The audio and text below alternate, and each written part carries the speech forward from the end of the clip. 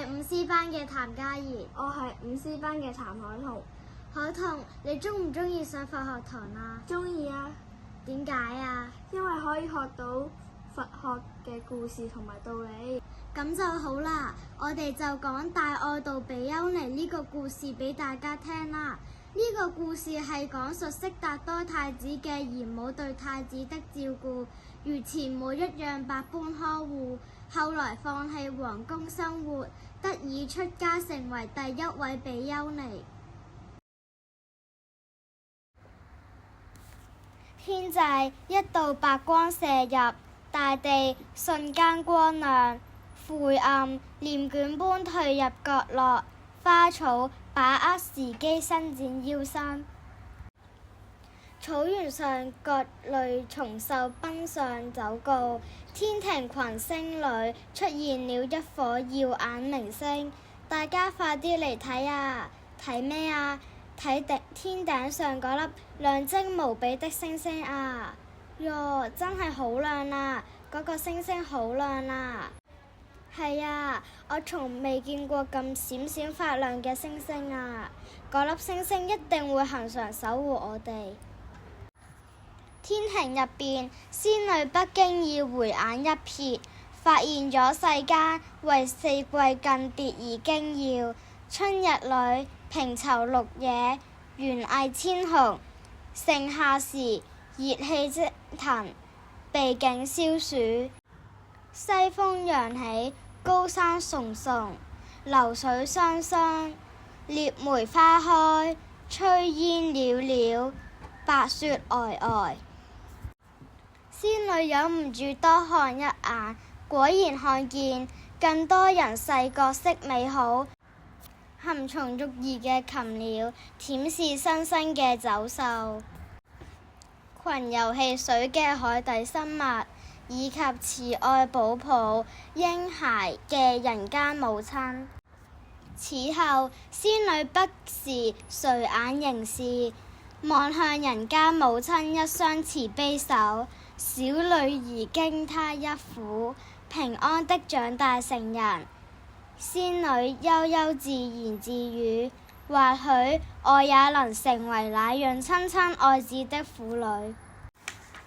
仙女夢之幻之，一雙巧手撫慰養育世間奇情童子，長大的孩子或者頂天立地，或者獨領風騷，或者才情獨特。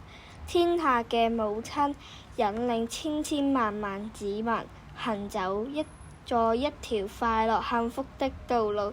仙女自信地笑着，未來她將下凡人間。摩耶夫人在藍毗尼園產子，宇宙現光，普天同慶，無憂樹下誕生了悉達多太子。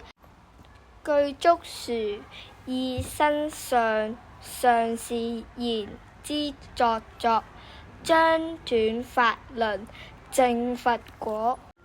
悉達多太子出生後7日失去母親，姨母摩訶波多波提夫人慈心大顯，代替生母照養教導。日升月落，春來秋去，年復一年。摩訶波多波提夫人疼愛悉達多，猶如親生子難陀。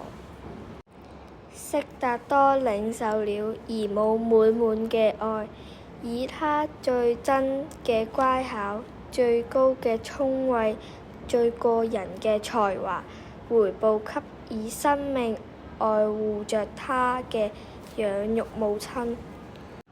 悉達多經見了生命由初始老病亡故，原來榮華富貴終竟是一場空。如果可以，他要去尋找一種究竟真理，幫助苦難大眾出離痛苦。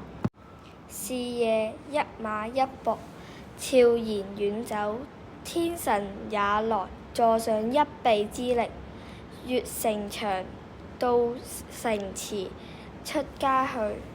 我哋講到呢度先，如果大家想知道呢個故事會點樣發展，就去學校圖書館借呢本書啦。今日我哋嘅分享到呢度，多謝大家。